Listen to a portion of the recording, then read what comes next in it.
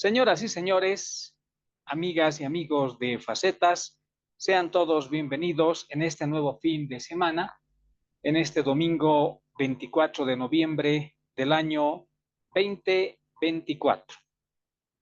En un fin de semana en el que seguramente todos y cada uno de nosotros, y por supuesto, ustedes que nos ven en Bolivia y más allá de nuestras fronteras, hemos disfrutado de un fin de semana agradable, por supuesto al lado de nuestros familiares. Hoy, domingo, aquí en Facetas, en el canal de YouTube de Iván Marcel Durán Fernández, quiero compartir con todos ustedes una edición dedicada especialmente a dar lectura de partes importantes de obras históricas, de obras bibliográficas que tienen el común denominador de ser parte de la historia de Bolivia. Una historia de Bolivia que comienza prácticamente a finales de la primera mitad de los años 50 del pasado siglo XX. Me estoy refiriendo en todo caso a una historia que es la base prácticamente para que haya sucedido el resto de los acontecimientos después de que Bolivia tuvo cambios de estructura profundos y que hasta el día de hoy, guste o no guste a mucha gente, están ahí sólidamente instalados en la estructura del Estado, pero sobre todo en la estructura histórica de Bolivia. Es una historia, señoras y señores, que no podemos negar bajo ningún punto de vista. Es una historia que la tenemos que conocer. Es una historia que especialmente los niños y los jóvenes, quienes son de las nuevas generaciones, también tienen derecho a conocer. Porque reitero, al final, el conocer, el interpretar y sobre todo el escudriñar el fondo de la historia boliviana en la segunda mitad del siglo XX da el empuje para que todos al final también podamos interpretar lo que ha sucedido en Bolivia en los años 90, a partir de la primera década del año 2000 y lo que está aconteciendo en nuestros días. Hay una relación. Como les digo, puede que muchas personas, y lo digo con el mayor de los respetos, no estén de acuerdo con esto. Es un derecho que tienen, pero la historia no se la puede borrar. La historia no se la debe ignorar. Es como querer ignorar que estamos con vida y hacer creer que hayamos muerto. Aunque parezca medio filosófico, pero esa es la purísima verdad. Con menos preámbulos, señoras y señores, aquí en Facetas, en el canal de YouTube Iván Marcel Durán Fernández, vamos a comenzar este análisis histórico, breve por supuesto, hablando de lo que sucedió en la Revolución de 1952. ¿Cómo se llegó a la Revolución de 1952? Por supuesto que el antecedente de la Revolución del 52 está basado en la experiencia que tuvieron las personas, los hombres sobre todo, quienes fueron a batallar en la Guerra del Chaco. La Guerra del Chaco, cuando en la presidencia estaba siendo ejercida por Daniel Salamanca, no fue una experiencia grata. Ahí se demostró que Bolivia prácticamente estaba en un momento todavía feudal, mientras el resto de las naciones, sobre todo al otro lado, hablemos de Europa, hablemos de Norteamérica, se hallaban muy lejos en cuanto al desarrollo, en cuanto a la industria, en fin, en muchas actividades. Y Bolivia en esos momentos todavía estaba como un país monoproductor. Pasa la Guerra del Chaco, nace una efervescencia nacionalista y en la década de los años 40 tenemos gobiernos militares, Germán Buch Becerra, David Toro, Enrique Peñaranda, Gualberto Villarroel, para finalmente llegar al sexenio, cuando los militantes del MNR son exiliados y cuando también comienza a aflorar RADEPA, Razón de Patria, que no fue más que la conjunción de aquellos militares patriotas que habían experimentado su vida como tales, pero también su vida política en las arenas del Chaco. Mientras eso sucedía en la Guerra del Chaco, en las ciudades, básicamente en la ciudad de La Paz, que hasta ese entonces era una de las ciudades más importantes de Bolivia, se estaba también gestando una especie de formación de una célula, de un grupo político que posteriormente daría mucho que hablar en la historia de Bolivia. Su fundación en la localidad de Viacha, en los años 40. La fundación del Movimiento Nacionalista Revolucionario. Hay muchos nombres para citar.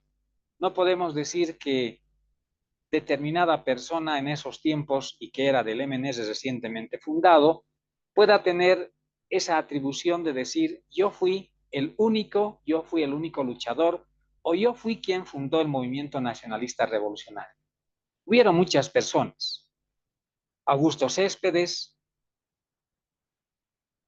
Víctor Paz Estenssoro, Hernán Siles Suazo, en fin, hay muchas personas, Germán Monroy Bloch, hay muchos políticos, muchas personas como Augusto Céspedes, por ejemplo, que fueron prácticamente, sobre todo esta persona, el alma de lo que fue la fundación del movimiento nacionalista revolucionario. Y que además era en una época en que el mundo estaba sometido a una conflagración mundial, porque Bolivia se había adherido a las naciones al mando de Estados Unidos para hacerle frente, por lo menos simbólicamente, hablando políticamente, hacerle frente a Adolfo Hitler, que prácticamente se constituía con el nazismo como uno de los precursores de la maldad y la violencia y que fue parte de la Segunda Guerra Mundial. Los aliados, a la cabeza de Estados Unidos, estaban prácticamente luchando contra el nazismo. Y Bolivia se había convertido en un aliado, pero no militar, sino un aliado por interés económico sobre todo, porque en esos momentos Bolivia tenía una gran producción de estaño y el estaño era materia prima para la fabricación de muchos enseres de guerra, era una principal fuente manufacturera. Y Bolivia, lamentablemente, con los gobiernos militares en los años 40, tuvo que dar el estaño a precios pero muy bajos. Y tomar en cuenta que Estados Unidos tenía el stockpile. Pero volviendo a lo que estamos hablando, nace el MNR y ahí también nace una figura que luego sería muy importante, con altos, bajos, con luces y sombras en la vida institucional de Bolivia. Me refiero a Víctor Paz Estenssoro, sin dejar atrás a Hernán Siles Suazo, a Juan Lechín Oquendo, entre otros célebres que prácticamente fueron el impulso que se dio al movimiento nacionalista revolucionario. Sobre el movimiento nacionalista revolucionario, hay muchas obras que se han escrito, hay muchas obras de las cuales prácticamente tendríamos que estar orgullosos en Bolivia. Y el punto principal, y que en esta oportunidad voy a presentar así para hablar rápidamente, es esta obra que tengo de Eduardo Trigo O'Connor de Alach, Conversaciones con Víctor Paz Estenssoro. Es una obra, señoras y señores, donde prácticamente se hace el relato de la infancia, la adolescencia en Tarija de Víctor Paz Estenssoro, sus momentos importantes como estudiante universitario, su paso por la administración pública, porque no hay que olvidar que, por ejemplo, en el gobierno de Germán Buch Becerra, Víctor Paz Estenssoro fue ministro de Hacienda. También el paso que tuvo cuando estaba un joven, Víctor Paz Estenssoro, en la Guerra del Chaco, su momento en la posguerra, su actuación como parlamentario, como diputado, el punto importante, la fundación del Movimiento Nacionalista Revolucionario, Su intervención política un tanto controvertida en el gobierno de Gualberto Villazuel, que recordemos, primero fue asesinado por las turbas dentro del palacio, quemado dentro del palacio de gobierno, y luego su cuerpo, recordemos, un 21 de julio de 1946, su cuerpo fue prácticamente echado desde los balcones del palacio de gobierno, y hoy en la Plaza Murillo hay un farol que es un símbolo del lugar donde murió este presidente valiente, por supuesto, como fue Gualberto Villazuel. Ahí también tuvo mucho que ver, hablando históricamente, eso lo analizaremos, reitero, en otro momento, en otra oportunidad. Fue muy importante, decisiva, pero también controvertida la participación de Víctor Paz Estenssoro. El exilio y el clima revolucionario es prácticamente hablar del sexenio, desde 1946, 1947 hasta 1952. La obra revolucionaria en 1952 de Víctor Paz Estenssoro, su paso como embajador de Bolivia en Londres, cuando en 1960, o mejor, en 1956, se hizo del poder en la primera elección que intervino el MNS así después de la revolución del 52, y fue ganador absoluto Hernán Siles Suazo. En ese lapso de 1956 a 1960, Víctor Paz Estenssoro, reitero, fue embajador de Bolivia en Londres. Luego tenemos, y siempre hablando de conversaciones con Víctor Paz Estenssoro, es una obra que la ha escrito el abogado y periodista, además de diplomático, Eduardo Trigo Cono de Arlach. Tenemos la segunda presidencia de Víctor Paz Estenssoro, a partir de 1960, luego su reelección en 1964, que la historia la califica como un error, el golpe de Estado de René Barrientos Ortuño y el posterior exilio de Víctor Paz Estenssoro. Luego, la participación del MNR de Víctor Paz Estenssoro en el gobierno de Hugo Banzer Suárez, que comenzó con el Frente Popular Nacionalista en 1971, con Mario Gutiérrez Gutiérrez, representante de la Falange Socialista Boliviana, Víctor Paz Estenssoro, representante del Movimiento Nacionalista Revolucionario, y el propio Hugo Banzer Suárez. Luego nos encontramos con ese momento donde cae la dictadura de Hugo Banzer Suárez, y nuevamente en 1978-1979 surge la figura de Víctor Paz Estenssoro, pero ya no en unión política con Hernán Siles Suazo, y se hallaba muy lejos de Juan Lechino Quén. Ahí aparece ese fenómeno de división de los grandes partidos políticos, como actualmente está sucediendo. Aparece el movimiento nacionalista revolucionario histórico, junto con Víctor Paz Estenssoro, que participa así en las elecciones fraudulentas de 1978. También aparece Hernán Siles Suazo, digamos el ala izquierda del movimiento nacionalista revolucionario. Aparece otro grande del MNR en sus tiempos, Walter Guevara Arce, que llevó adelante su actuación política con el PRA, o el Partido Revolucionario Auténtico. Esas elecciones, las del 78, las del 79, tuvieron activa participación, sobre todo la figura de Víctor Paz Estenssoro. Y luego nos encontramos con el gobierno de Hernán Siles Suazo a partir del 10 de agosto de 1900, o 10 de octubre, mejor, de 1982, después de que se decidió instalar al Congreso de 1980. Se elige como presidente de la República al doctor Hernán Siles Suazo, del ala izquierda del MNR, en la vicepresidencia a Jaime Paz Zamora, representante político del MIR. Pero este gobierno, como muchas veces hemos manifestado, y así dice la historia, tuvo solamente 3 años de vigencia, por problemas económicos sobre todo. Hernán Siles Suazo renuncia a 1 año de su presidencia, se convocan elecciones, gana ADN con muy poco margen frente al MNR de Víctor Paz, y en el Congreso se elige a Víctor Paz Estenssoro, y ahí nace el famoso Acuerdo Patriótico. Ahí nace la 4ª presidencia de Víctor Paz Estenssoro. Esta obra prácticamente trata de toda la vida política de Víctor Paz Estenssoro. Por ejemplo, en la página 65 podemos ver una fotografía de la directiva de la Cámara de Diputados de 1940 y fue su primer vicepresidente Víctor Paz Estenssoro. Y más abajo verán ustedes una fotografía de Víctor Paz Estenssoro cuando fue elegido diputado en 1938. En realidad, esta obra de Eduardo Trigo O'Connor de Alas tiene fotografías muy, pero muy interesantes que vamos a ver en otra oportunidad. Pero así, haciendo una condensación de este libro, estas conversaciones con Víctor Paz Estenssoro prácticamente refieren a toda la vida política de este ilustre político, que reitero, tiene luces, sombras, tiene altos, bajos, tuvo momentos muy malos, momentos muy buenos, en fin. Solamente la historia tiene que dar esa calificación.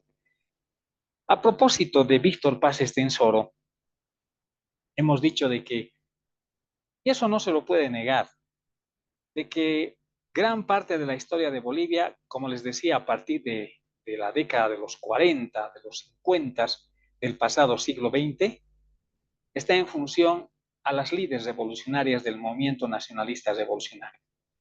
Y por eso, ya dejando de lado las conversaciones con Víctor Paz Estenssoro de la obra de Eduardo Trigo O'Connor de Arlach, es necesario también referirnos a otra obra que la considero muy, pero muy importante. Esta obra se titula Triángulo Letal, Paz, Banzer y Lechín. Triángulo Letal. De por sí es un título un tanto especial, sugestivo. Triángulo Letal. Víctor Paz Estenssoro, Juan Lechín Oquendo y Hugo Banzer Suárez. Esta obra la ha escrito el abogado Tomás Molina Céspedes. Es un abogado cochabambino. Tomás Molina Céspedes, aquí está la fotografía del autor, a quien en alguna oportunidad, como les había comentado, hace ya unos 3 a 4 años, hice el intento de tratar de ubicarlo personalmente o mínimamente vía teléfono, para luego tratar de hacer una entrevista vía Zoom, porque además el abogado cochabambino Tomás Molina Céspedes, que entiendo ya está retirado de las actividades judiciales, tiene otra obra, tiene otras obras más, como por ejemplo esta, Barrientos, Accidente o Atentado, es otra magnífica obra, reitero, de Tomás Molina Céspedes. Esta es otra obra que tiene el referido abogado cochabambino. Y otra obra, que también la considero una destacada obra histórica, es Testimonio de un dictador, cuando prácticamente el abogado Tomás Molina Céspedes, junto a sus estudiantes, porque él también fue catedrático universitario, lo visitaron en la cárcel al ex dictador Luis García Meza Tejada, allá en la cárcel de Chonchocó, Testimonio de un dictador. Estas tres obras, Barrientos, Accidente o Atentado, Triángulo Letal, Paz, Lechín y Banzer, y Testimonio de un dictador, son obras que no están obligados los bolivianos a leer así para que se entienda que no es que no es la intención de quien les habla decir que todos tendrían que leer, pero hay muchas obras sobre el particular, hay muchos otros autores excelentes, por supuesto, pero yo personalmente he encontrado en estas obras mucha explicación referente a hechos y acontecimientos históricos que ha vivido Bolivia, al igual que cuando uno lee conversaciones, la de Víctor Paz Estenssoro, cuando uno lee Testimonio de un dictador del general extinto ya, Luis García Meza Tejada, cuando uno se entera y se pone a pensar si la muerte del presidente René Barrientos Ortuño fue causa de un accidente o de un atentado, es una pregunta que hasta el día de hoy no tiene respuesta. Entonces, pero les decía, hablando de Tomás Molina Céspedes, no pude comunicarme con el referido abogado. Primero quería felicitarlo porque estas obras que tengo en mis manos y que fueron adquiridas en una librería de la ciudad de La Paz, personalmente las califico como excelentes realizaciones literarias. Quería felicitarlo y quería entrevistarlo, pero no fue posible porque me dijo el doctor Tomás Molina Céspedes que él ya no estaba en funciones y que no iba a ser posible. Respeté su decisión. Y por eso en nuestra biblioteca del canal de YouTube Iván Marcel Durán Fernández existe un programa que he dedicado cabalmente a comentar esta obra. Pueden ustedes verlo, reitero, en mi canal de YouTube, ingresando con Iván Marcel Durán Fernández, y prácticamente ese programa tiene el mismo título, para comentar Barrientos, accidente o atentado. De cualquier manera, si ahora, por alguna casualidad o del destino, el doctor Tomás Molina Céspedes o algún familiar suyo ve este programa, pues déjeme decirle que estas obras del doctor Tomás Molina Céspedes son excelentes y considero que los bolivianos y bolivianas tenemos el deber de leer. Quizás en esta época digan, pero ya nadie tiene costumbre de leer, pero haremos un esfuerzo. Tenemos acá libros físicos. Haremos un esfuerzo, leeremos y nos enteraremos de muchas cosas que directa o indirectamente podrían tener relación con los acontecimientos que hoy estamos viviendo. Digo directa o indirectamente. Luego, señoras y señores, antes de ingresar a hablar de otras obras, permítame de manera breve referirme a cómo fue ese accionar de esa lucha de la izquierda, de los guerrilleros, no solamente de quienes acompañaron al Che Guevara, sino de los guerrilleros, sobre todo de los hermanos Chato e Inti Pérez. Uno de ellos fue muerto. Pero todo ese accionar político a finales de la década de los 60 y después de la muerte de Ernesto Guevara, conocido como el Che Guevara, que fue muerto en la quebrada del Yuro en el gobierno de René Barrientos Ortuño. Luego hubo otro movimiento de guerrilleros, casi finalizando la década de los años 60 y entrando ya a 1970. Todo eso fue producto de una lucha frontal contra el presidente René Barrientos Ortuño.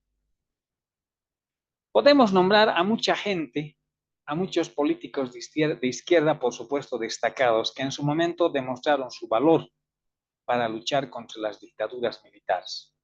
Fueron de verdad políticos de izquierda que de verdad hacían valer su posición doctrinaria de izquierda. Porque hay que recordar, señoras y señores, amigas y amigos de Facetas, aquí en el canal de YouTube Iván Marcel Durán Fernández, que en esa época, en los años 60, se estaba viviendo una época de la Guerra Fría.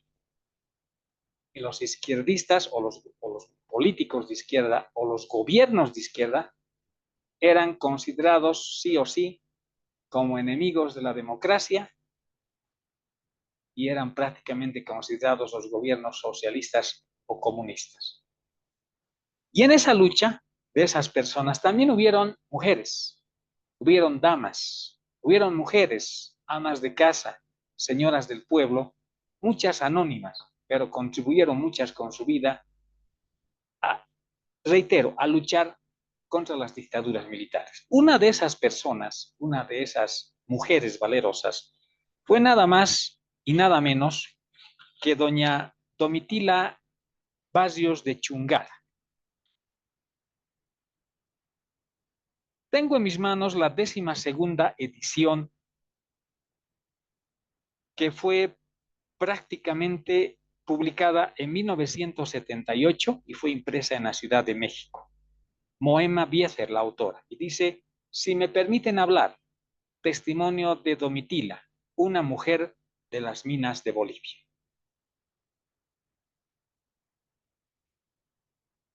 Esta es una obra que también la he leído y es una obra que me impresionó bastante porque en la misma uno puede enterarse cómo fue doña Domitila Chungara cuando prácticamente apareció en la vida política indirectamente siendo esposa de un minero y además siendo integrante del comité de amas de casa de un centro minero muy conocido en nuestra patria.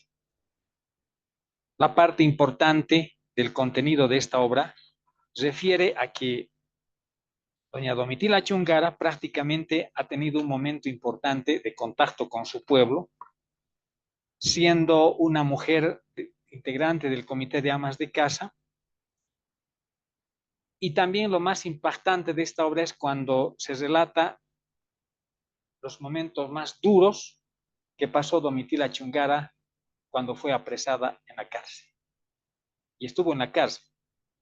Fue prácticamente flagelada, como el resto de los políticos, de los detenidos, universitarios, trabajadores mineros que abrazaban las ideas doctrinarias de la izquierda. Pero la salvación y prácticamente su contribución a la democracia de Domitila Chungara fue cuando una huelga de hambre llevada a cabo en interiores del arzobispado de la ciudad de La Paz en 1978 indirectamente contribuyó a la caída del gobierno de facto de los 7 años de dictadura del coronel, que luego fue general, Hugo Banzer Suárez. Digo indirectamente porque también no hay que olvidar que hubieron otros factores, sobre todo factores políticos de carácter internacional. Recordemos que en ese año, 1978, se encontraba como presidente de los Estados Unidos de Norteamérica el demócrata Jimmy Carter. Aunque fue un gobierno, tuvo una sola presidencia Jimmy Carter, luego fue creador de una fundación, pero en una sola presidencia Jimmy Carter mostró que no fue un gobierno muy fuerte, que digamos así, para que se me entienda. Pero donde sí tuvo bastante impacto político fue en que directamente propició que muchas dictaduras, que muchos gobiernos de facto, como el de Bolivia, por ejemplo, que estaba vigente hasta 1977, muy entrado a 1978, el gobierno de Hugo Banzer Suárez, cayera de manera estrepitosa. Ese también fue un factor importante para la caída de Hugo Banzer Suárez. Y otro factor, el que acabo de manifestar, la caída de Hugo Banzer Suárez gracias al empuje político de una huelga de hambre de mujeres mineras, entre ellas Domitila Chungara. Por ello, en su momento también vamos a dar lectura a algunas partes importantes de esta obra, intitulada, si me permiten hablar, Testimonio de Domitila, una mujer de las minas de Bolivia. Pero esta señora, que si no me equivoco ya ha dejado de existir, tuvo un papel preponderante.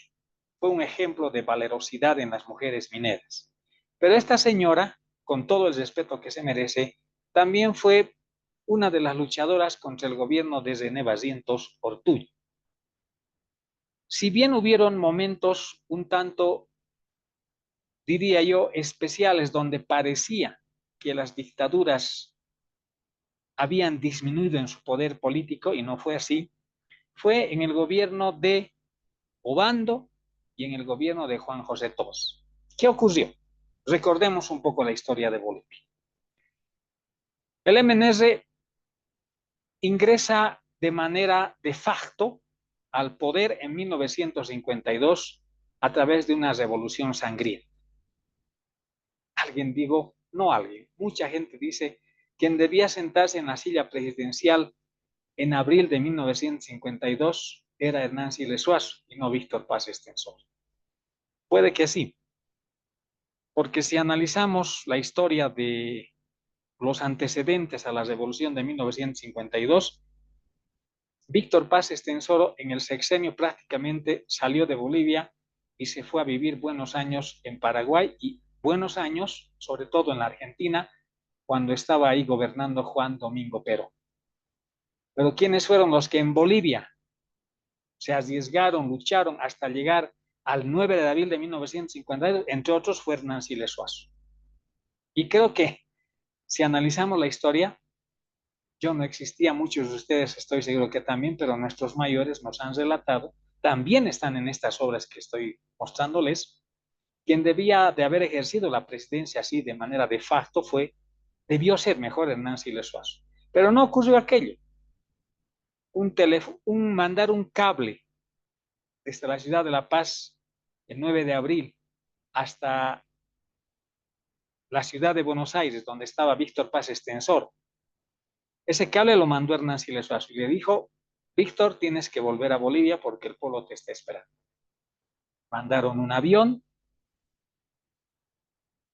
y el piloto de ese avión, qué ironías de la vida política en Bolivia, el piloto de ese avión fue un militar de nombre René Barrientos Ortuño.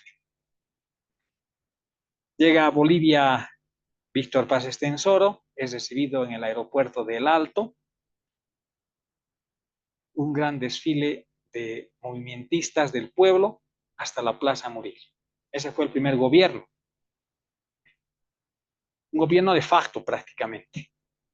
Recién en 1956 viene el gobierno a través de elecciones en el segundo gobierno del MNS con Hernán Siles Suazo. Hubieron otras elecciones en 1960, nuevamente Víctor Paz Extensor, después de haber ejercido las funciones de embajador en Londres, como les decía. Ese gobierno dura hasta 1964. Y aquí viene también algo que no es lo mismo de lo que ha acontecido con el señor Evo Morales, pero esto de la reelección, si bien no era tan sonado como ahora, en 1964, gran parte de los miembros del partido, es decir, del Movimiento Nacionalista Revolucionario, el partido de Víctor Paz Extensor, le habían aconsejado a Víctor Paz Extensor ya no repostularse, porque había estado ya 2 periodos de gobierno, pero no hizo caso. Se postula, gana las elecciones y luego viene el 4 de noviembre de 1964, cuando prácticamente su vicepresidente, René Barrientos Ortuño, le da un golpe de Estado. Gobierno de facto de René Barrientos Ortuño, que dura hasta 1966, se llama elecciones, gana contundentemente René Barrientos Ortuño. Lamentablemente, un gobierno que debía durar hasta 1970, un día asiago, 27 de abril, si la memoria no me falla, de 1969, muere en Arque. Y aquí vuelvo a decir, no sabemos si fue un accidente o un atentado, pero el helicóptero Himmler, la marca Himmler, ¿sí? Himmler, si no me equivoco, ardió y el piloto y René Barrientos Ortuño murieron carbonizados. Su vicepresidente de René Barrientos Ortuño fue el abogado Adolfo Siles Salinas, Luis Adolfo Siles Salinas, abogado de profesión. Duró prácticamente muy pocos meses y le dio un golpe de Estado el general Alfredo Bando Candia en septiembre de 1969. Ese gobierno duró poco, porque al año siguiente, otro golpe de Estado, Juan José Torres González. Y en 1971 vuelve al poder, o entra al poder mejor, el que fue ministro de Educación de Barrientos, el coronel Hugo Banzer Suárez. Esa historia es motivo de otro tema, de otro momento, diría yo. Pero ¿a dónde quiero llegar? Quiero llegar a que el presidente que fue controvertido no solo por su muerte, sino porque trató prácticamente de acercarse más al pueblo después de una dictadura y de un gobierno constitucional muy sangriento como fue de René Barrientos Ortuño, está referido a Juan José Torres González, que fue asesinado en 1976 en México. ¿Por qué digo que fue un gobierno especial? Porque fue la primera vez en Latinoamérica que se trató de implantar el primer soviet boliviano, así al estilo de Moscú, de la Unión Soviética, de la desaparecida URSS o Unión de Repúblicas Soviéticas Socialistas. Implantar un gobierno del Soviet, un gobierno del Partido Comunista. Y los comunistas bolivianos en aquel entonces creyeron tocar el cielo con las manos. Y en vez que en la Plaza Murillo, lo que hoy es el Congreso Nacional o la Asamblea Plurinacional, como se la llama, yo sigo llamando el Congreso Nacional o el Parlamento, ahí se instaló, pero duró muy poco, el primer Soviet boliviano. O sea, se sustituyó al Congreso Nacional Boliviano, al Parlamento, al Poder Legislativo, y se lo convirtió en la Asamblea Popular del Pueblo.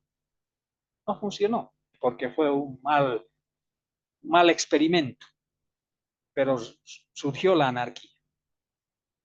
Sale del poder con un golpe de Estado el 21 de agosto de 1971, sale del poder Juan José Torres González y entra Hugo Banzer Suárez.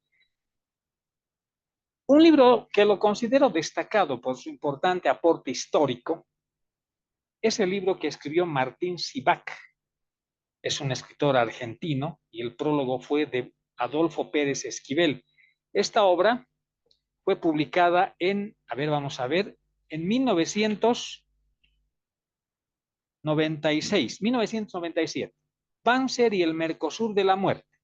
El asesinato de Juan José Torres, escrita por Martín Sibak. Considero que esta obra, señoras y señores, es una maravillosa contribución a la historia política de Bolivia.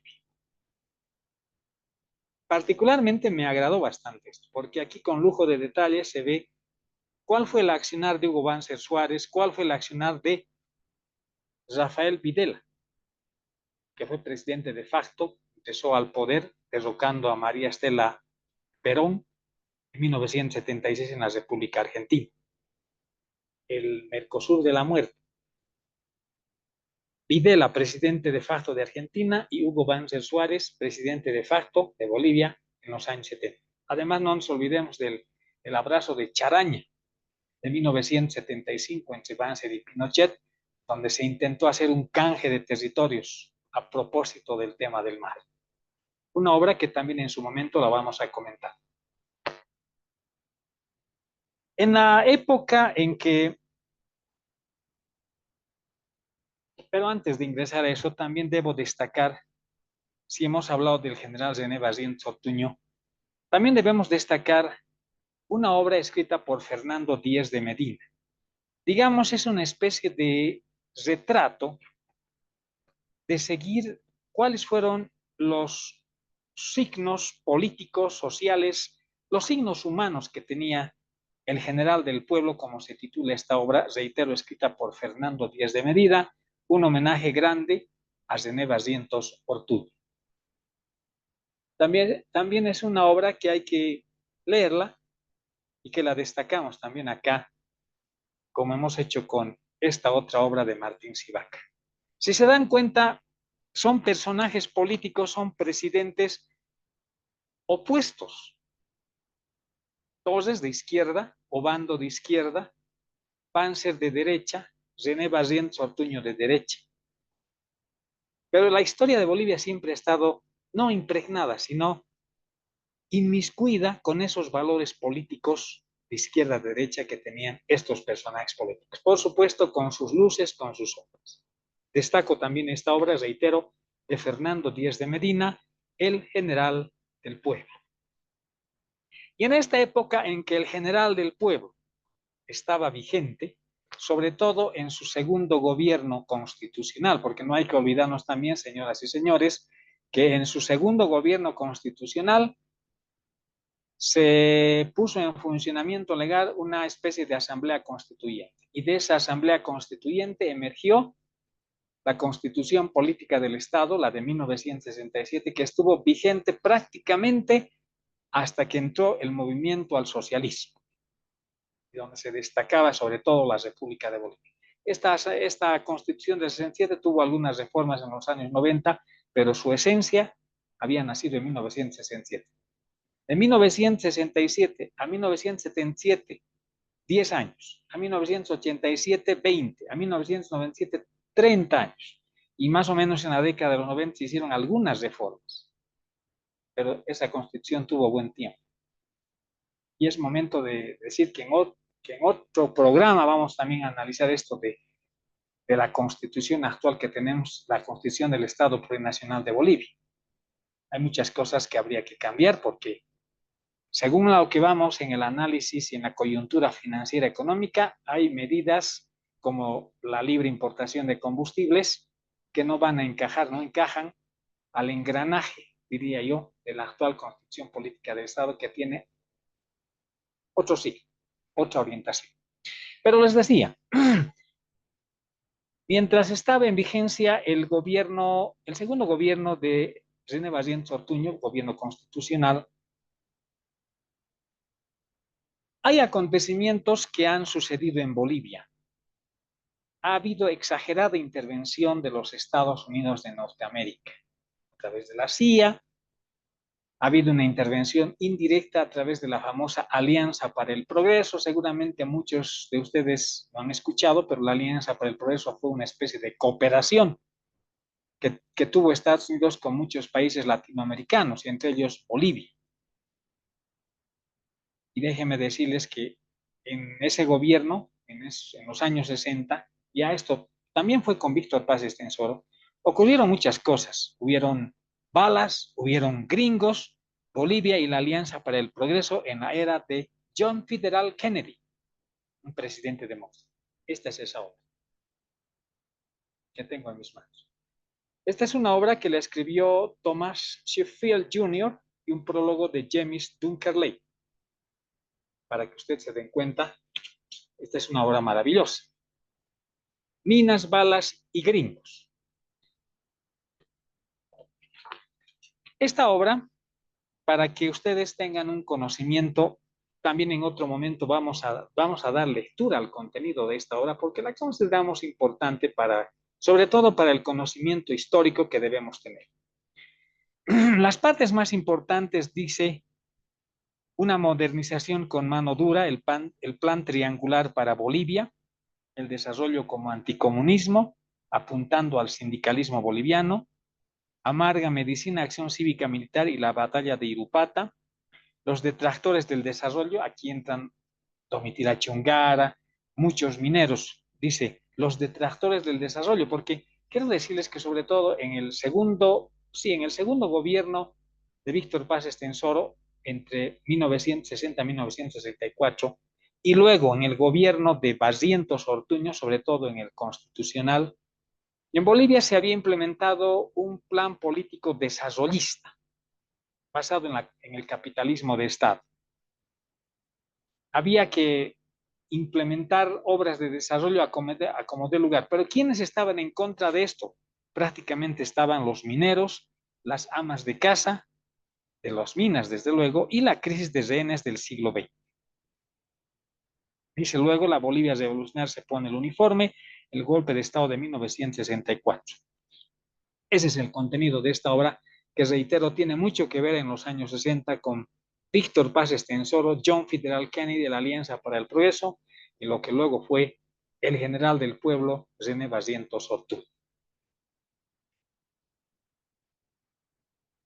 La situación política de Bolivia ha tenido muchas sorpresas, pero ha habido una sorpresa, hubo una sorpresa, mejor diré.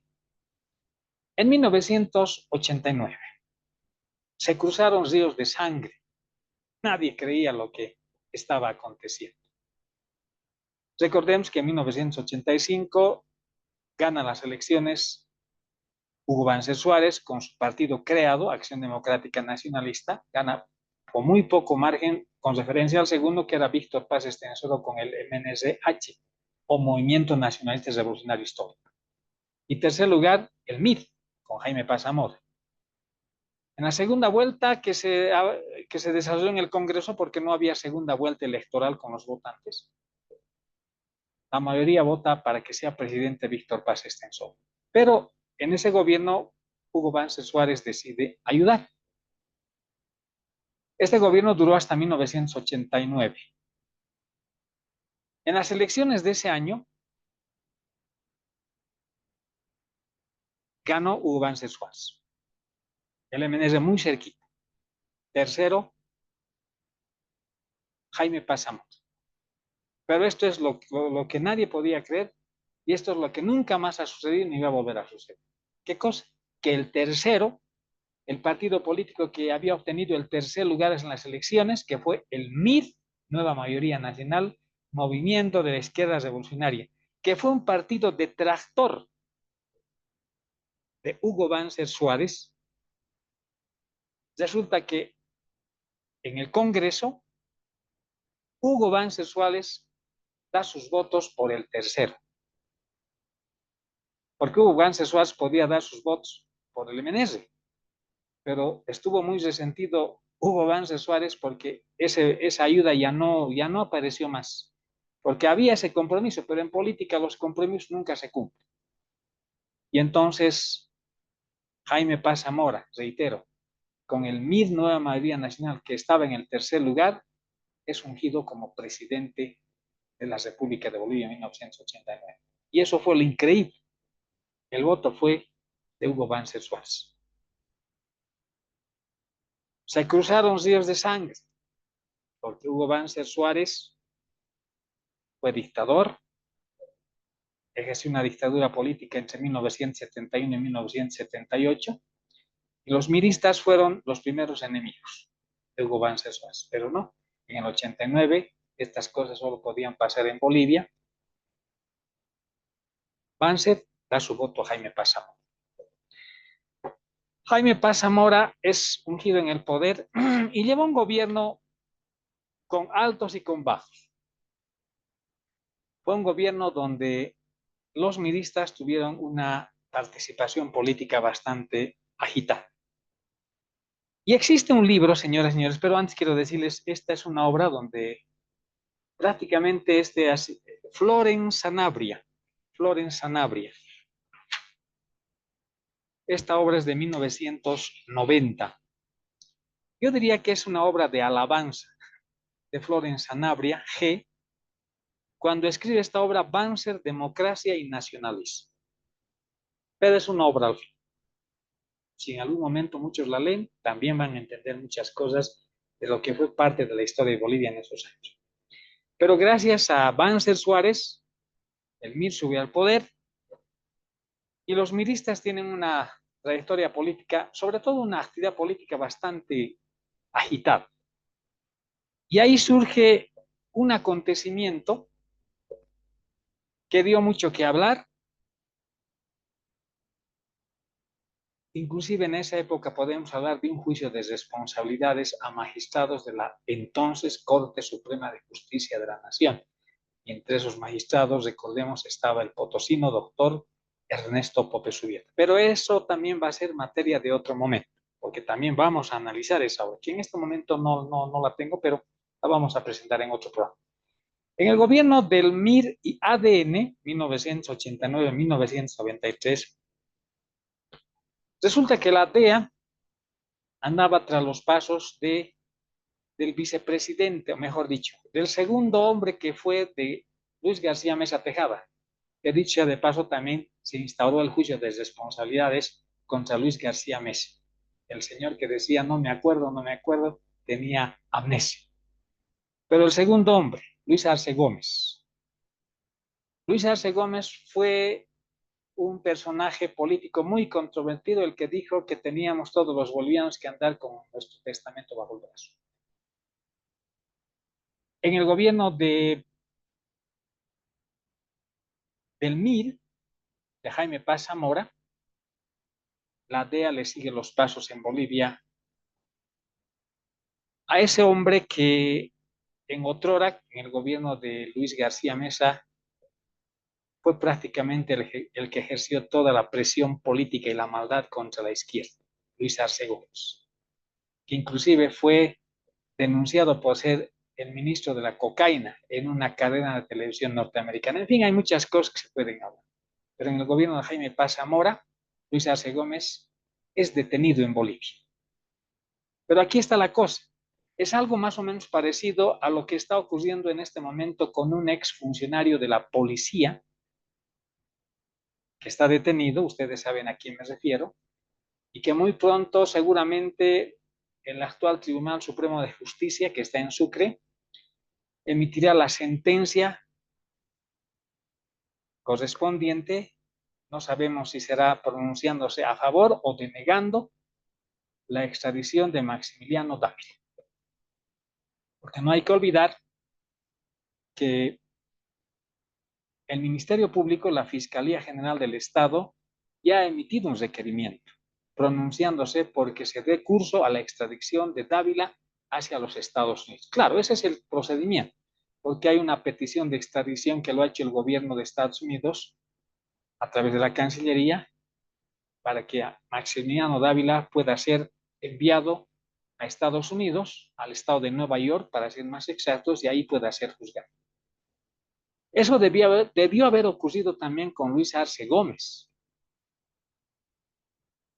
en el gobierno de Jaime Paz Zamora, pero no ocurrió. Resulta que en menos de 24 horas es detenido Luis Arce Gómez en Santa Cruz, se lo lleva por tierra hasta Cochabamba y al día siguiente prácticamente ya estaba en los Estados Unidos de Norteamérica. Esa fue una decisión política que tomó Jaime Paz Zamora. Fue muy criticado en ese entonces, porque, reitero, no se habían seguido los pasos legales, judiciales, constitucionales correspondientes referidos a una extradición. Como les digo, en menos de 24 horas, Luis Arce Gómez estaba en Estados Unidos. El resto usted ya sabe. Entre otros aspectos, esos fueron los acontecimientos destacados. Pero ¿dónde está eso?